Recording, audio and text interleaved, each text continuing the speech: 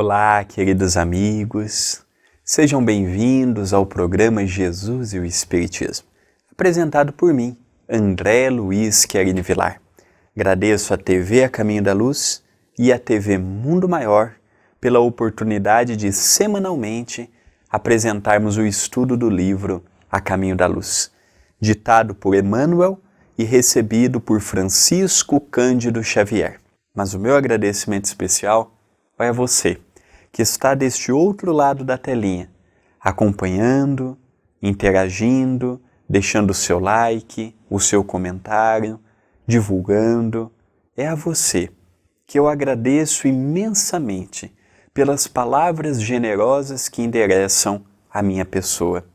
Obrigado pelo ano todo de 2020 estarmos juntos. E agora, em 2021, é sempre uma honra poder entrar na sua casa ou na onde você estiver, pelo computador, celular, em Portugal telemóvel, seja o meio que for. É uma alegria nós estarmos juntos.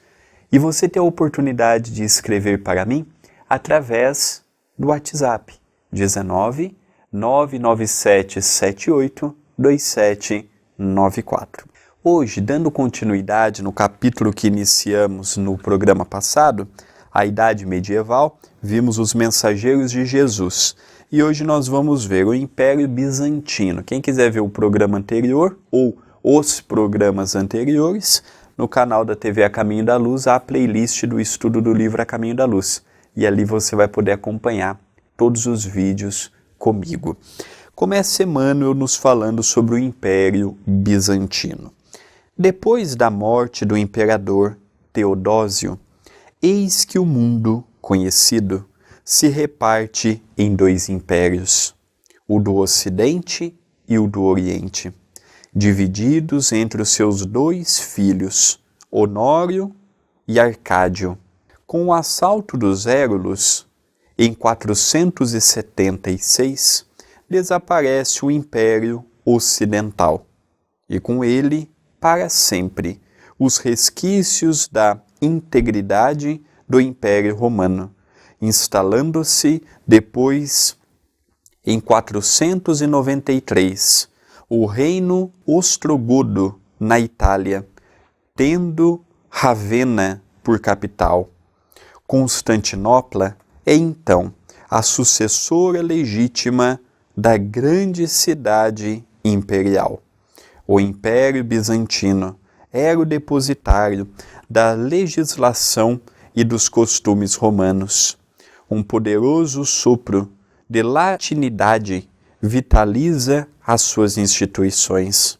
Debalde, porém, as expressões romanas buscam um refúgio nas outras terras, com o objetivo de uma perpetuação. Homens enérgicos, como Justiniano, não conseguem salvá-las. Forças ocultas e poderosas estavam incumbidas de sua visceral renovação, e não obstante sua resistência milenar, o Império Bizantino, herdeiro dos Césares, ia cair exame em 1453, ao assalto de Maomé II. Então aqui no capítulo de hoje, no item de hoje, nós estamos vendo um pouquinho de história. Aqui não mostra nada de extraordinário que um livro de história já não tenha nos mostrado. Mostra a necessidade de dividir o Império Romano em dois, mostra que uma das partes foram assaltados e perdidos para os invasores, a outra parte que tinha sua capital em Constantinopla, não aguentando o peso de manter todos aqueles rituais, costumes do Império Romano, vem a decadência dos costumes, o esquecimento da religiosidade. Então, gradativamente, o Império Romano vai sendo esquecido sob a face da terra, até que chega no ano, para sermos mais exatos, 1453, com a invasão, com o assalto de Maomé II, aí não sobra mais nada. Tanto é que naquela região hoje, eles têm mais a compreensão, seja islâmica, seja muçulmana, do que propriamente o cristã. Nós vemos que foi uma região que não aclimatou a mensagem de Jesus. Primeiro, porque eles queriam levar para um povo com outros costumes, os mesmos costumes que se haviam no Império Romano, e era incompatível. E era necessário também. Aqui nós vemos o diferencial de um livro de história comum, convencional, para esse de Emmanuel. A espiritualidade quis que desaparecesse da Terra aqueles vestígios da Roma Antiga. Tanto é que hoje, em pleno século XXI, o que nós temos hoje da Roma Antiga é os monumentos, as igrejas, o que os arqueólogos acham nas descobertas, são os monumentos em ruínas na cidade de Roma, que estão abertos à visitação, e é o que sobrou. Mas da prática religiosa, dos costumes da época, a própria Itália de hoje, ela herdou muito pouco do que nós vimos do que era Roma na época do César. Por quê? Porque foi invadido. Quebraram costumes, enxertaram outras ideias. Aí sim, mais adiante, a Igreja Católica voltou novamente a ter aquela abrangência na Itália, tanto é que hoje tem 2 países que se destacam muito na Europa pelo cristianismo, em especial pelo catolicismo. É a Itália, que está a sede do poder, que é o Vaticano, e nós percebemos também Portugal. São 2 países cristãos, que a grande maioria das pessoas se dizem cristãos. E aqui no Hemisfério Sul nós temos o Brasil como sendo o maior país cristão do mundo. Católicos, evangélicos, espíritas, umbandistas e assim sucessivamente. Então é um capítulo, é um item que não trouxe grandes informações que nós já não soubéssemos, mas alerta-nos que o império, com todo aquele poder que ele tinha, ele também está sujeito a acabar. Nós vimos isso mais recentemente com a França. A França, uns séculos atrás, era o que é hoje para nós os Estados Unidos. Era o referencial intelectual, era o referencial da música, da escrita, era o referencial da ciência, e chegou ao fim o seu momento.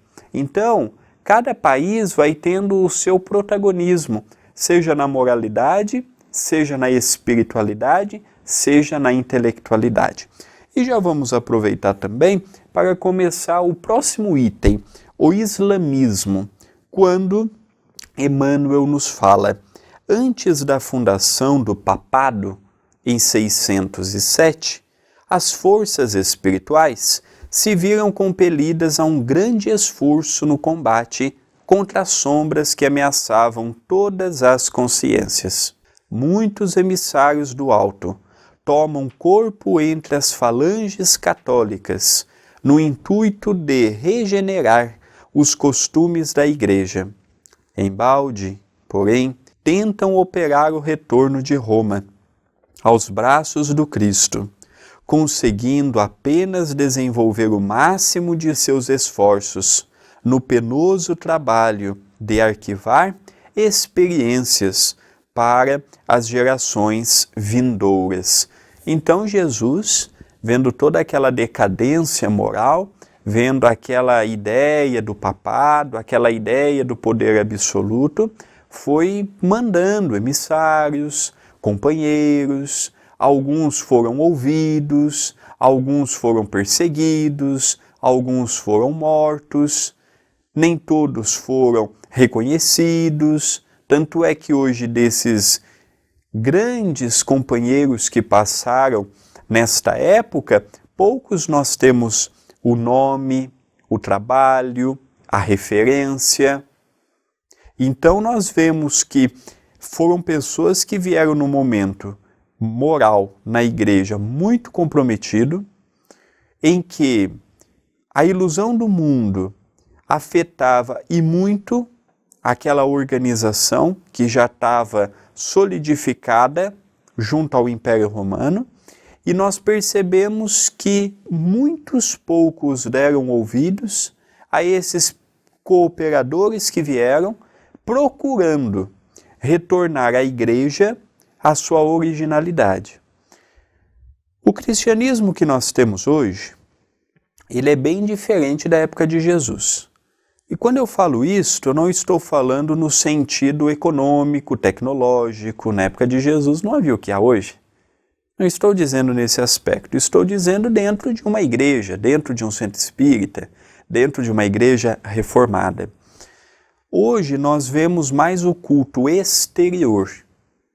Então nós fomos habituados de existências em existências a não questionarmos, a não pensarmos, a não refletirmos, a não tirarmos as nossas próprias conclusões. O Santo Ofício, por exemplo, a Inquisição, ela perseguia também os livres pensadores. Eu não podia escrever, eu não podia falar nada que a igreja não desse autorização, porque perseguiam, torturavam e matavam. Então nós percebemos que aquela época de Jesus, ele na casa de Simão Pedro, próximo ali do lago de Genezaré, aquela ideia de um Jesus para os doentes, para os necessitados, para os sofredores, caiu no anonimato. Passou a suntuosidade.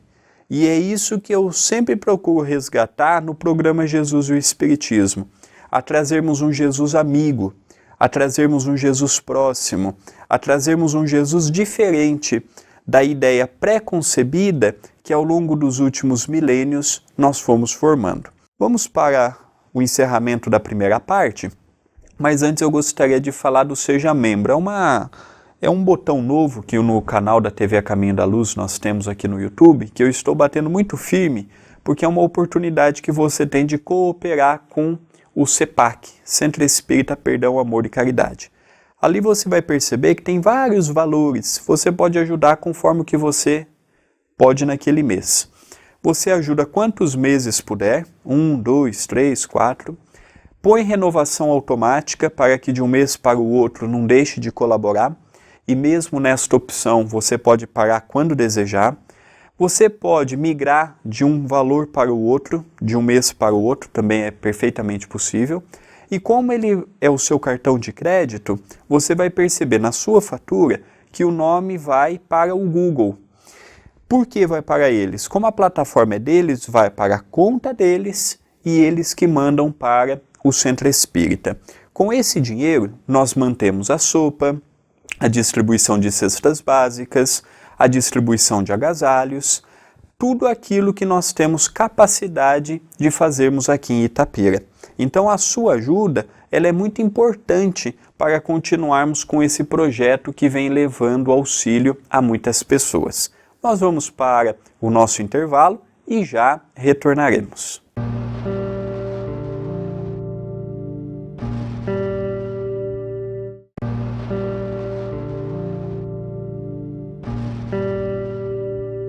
Voltamos com a segunda parte do programa Jesus e o Espiritismo. Uma vez mais, eu agradeço por estarem comigo no vídeo de hoje, estudando, pensando, meditando a respeito do que Emmanuel nos aborda. Continua o Espírito Amigo falando sobre o islamismo. Numerosos espíritos encarnaram com as mais altas delegações do plano invisível. Entre esses missionários veio aquele que se chamou Maomé. Ao nascer em Meca, no ano de 570, filho da tribo dos Coraixitas, sua missão era reunir todas as tribos árabes sob a luz dos ensinos cristãos, de modo a organizar-se na Ásia um movimento forte de restauração do Evangelho do Cristo, em oposição aos abusos romanos. Nos ambientes da Europa, Maomé, contudo, pobre e humilde no começo de sua vida, que deveria ser de sacrifício e exemplificação, torna-se rico após o casamento com Khadija e não resiste ao assédio dos espíritos da sombra, traindo nobres obrigações espirituais com as suas fraquezas.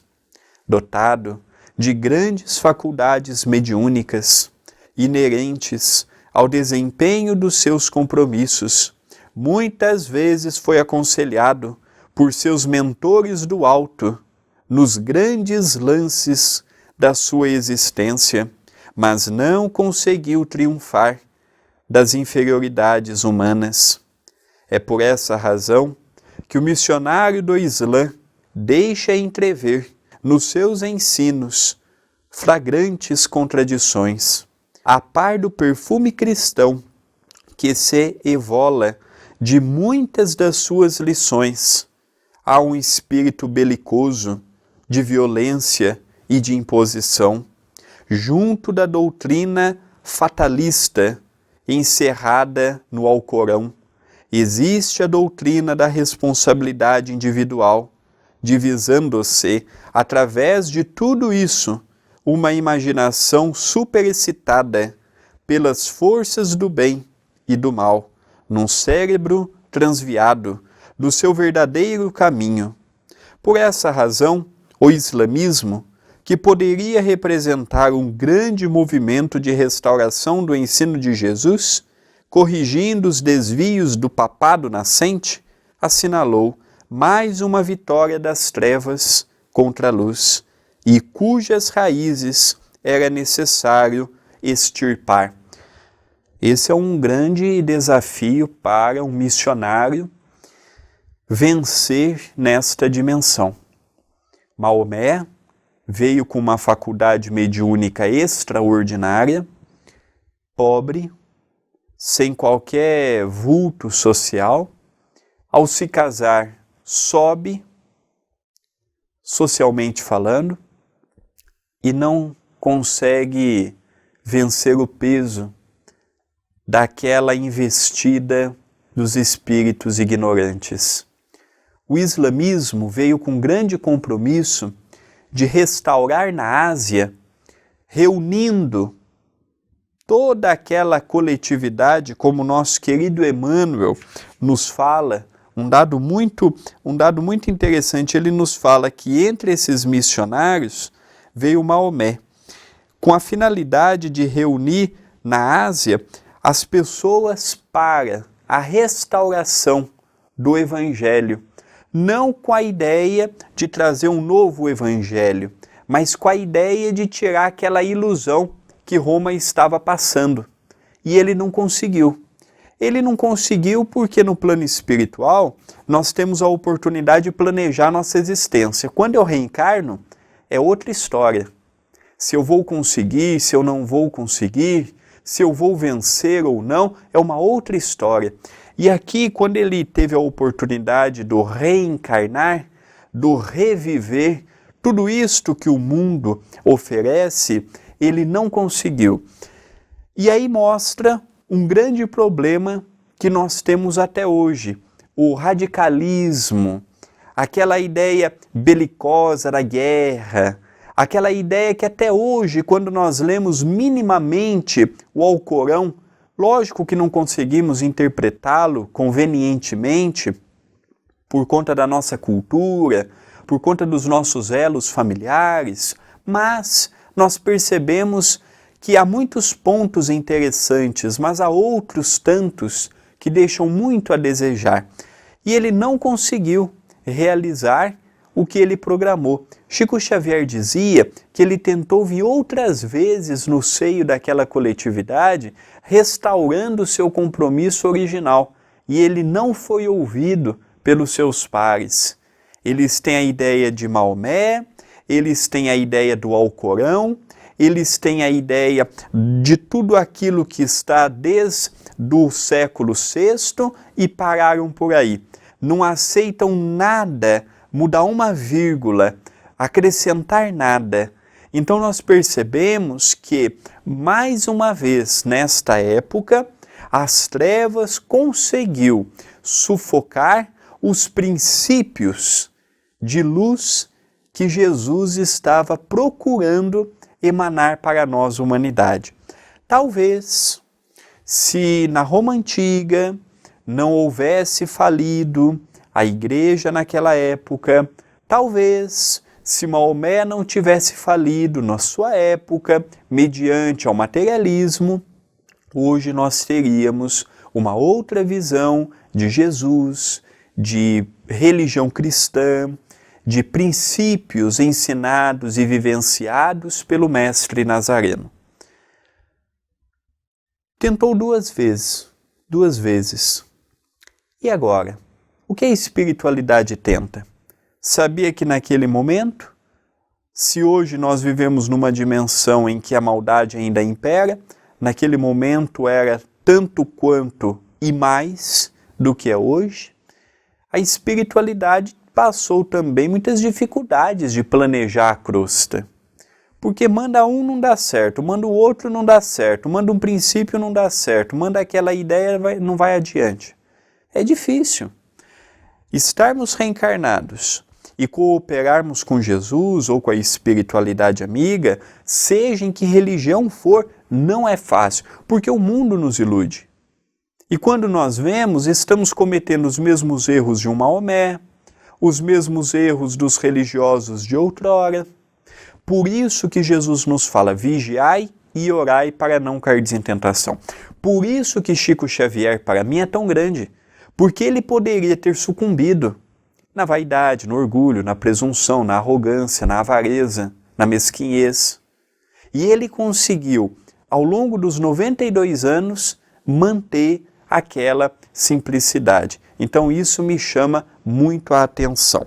E nós vamos ver nosso último item de hoje, as guerras do Islã.